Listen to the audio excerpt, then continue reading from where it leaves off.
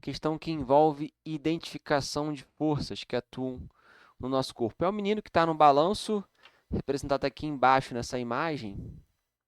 Então ele está balançando, né? Aqui tem, se eu fosse desenhar a velocidade dele, mais ou menos assim, o vetor velocidade. Seria uma trajetória circular, né? Uma questão que dá para explorar muitas coisas. Muito bem. A pergunta é, do ponto de vista do observador, alguém que está olhando parado, né, da Terra, olhando esse menino balançar, quais forças abaixo estão de fato atuando sobre o garoto? E aí, primeiro foi falado que tinham 4 forças, aqui tem as 4 forças, tá?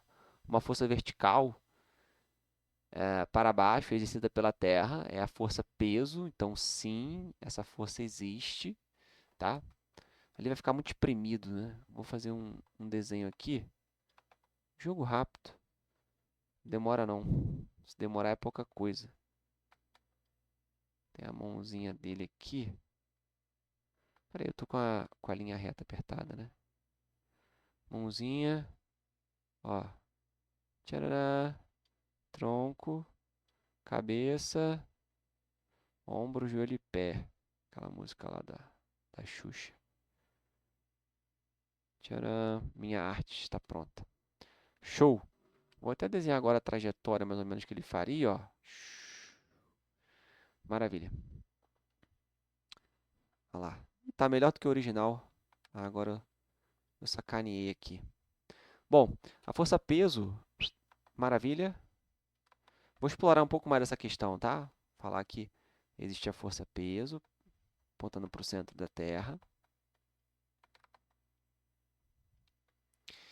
E ele está segurando numa corda, né? Então essa tração está puxando. Lembra que tração sempre puxa.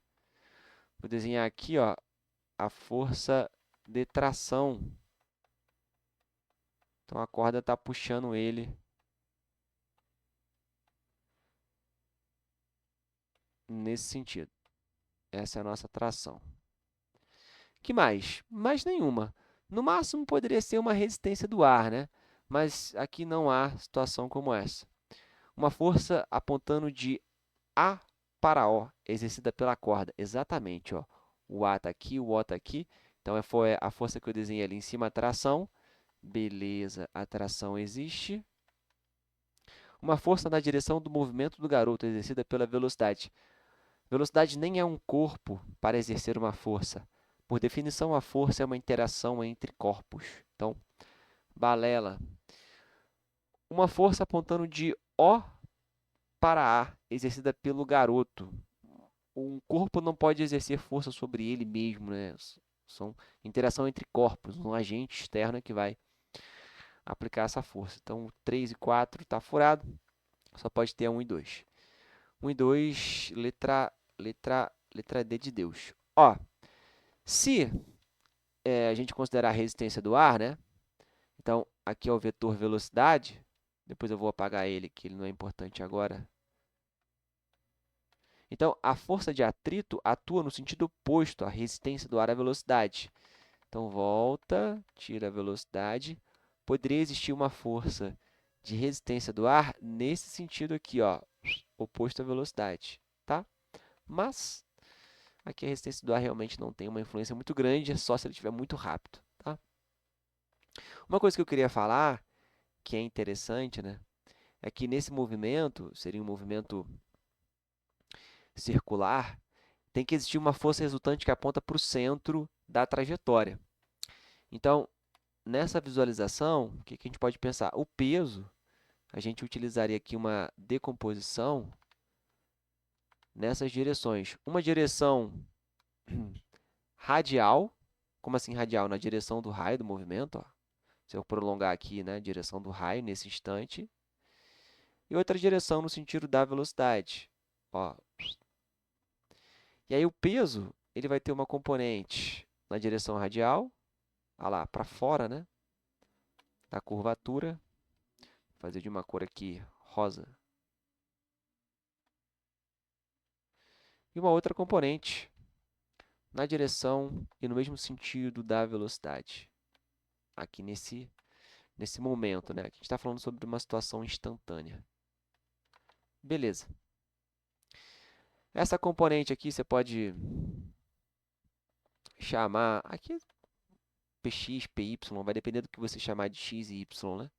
Ou então o ângulo ali, colocaria um ângulo θ, aqui seria p cosseno θ, né? Cateto adjacente colado com o ângulo, aqui seria p seno θ. Por exemplo, se ele desse esse ângulo θ aqui. Beleza. Que normalmente é, né? Porque é esse mesmo ângulo aqui, ó, o ângulo θ. São ângulos correspondentes. O que acontece? Existe nessa direção radial, esquece a direção aqui do p seno θ. Pensa só na direção do p cosseno θ. Vamos aprofundar o nosso estudo. Então, nessa direção aqui, é preciso que exista uma resultante que aponte para o centro da curvatura, chamada de força resultante centrípeta. Então, é preciso que o módulo da tração seja maior do que o módulo de P cosseno θ. E a gente aplicaria a segunda lei de Newton na dinâmica do movimento circular. Força resultante é o produto da massa pela aceleração. Essa força resultante aponta aqui para o centro. A tração, que aponta para o centro, menos a menor, que é o P cosseno θ. Tração menos P vezes cosseno de θ. Então, vai sobrar uma resultante apontando para cá, que é a tração menos P cosseno θ. E isso daqui é o produto da massa pela... Essa aceleração é a aceleração centrípeta, que aponta para o centro da curvatura. E ela é dada pela velocidade escalar daquele corpo ao quadrado dividido pelo raio da trajetória. Tá bom? Então, aproveitando aqui para falar, rapaz, agora que eu vi, eu estou ali atrapalhando tudo que eu estou fazendo. Ainda bem que eu olhei antes de terminar a gravação. Ó. Okay, pá. Se bem que isso aqui é só uma observação, né? Um aprofundamento. Mas, se a gente fosse trabalhar com a dinâmica do movimento circular, beleza? E o P seno θ ali é uma força que está fazendo ele acelerar, né? É uma força restauradora da posição de equilíbrio. Ó. Quando ele fica balançando de um lado para o outro, é um movimento harmônico, né? Que fica oscilando em torno da posição de equilíbrio. Então, esse P seno θ vai ser a componente que faz ele retornar para a sua posição de equilíbrio. É a força que tenta restituir, né, a posição de equilíbrio. Se for um sistema massa-mola, é a força elástica, por exemplo.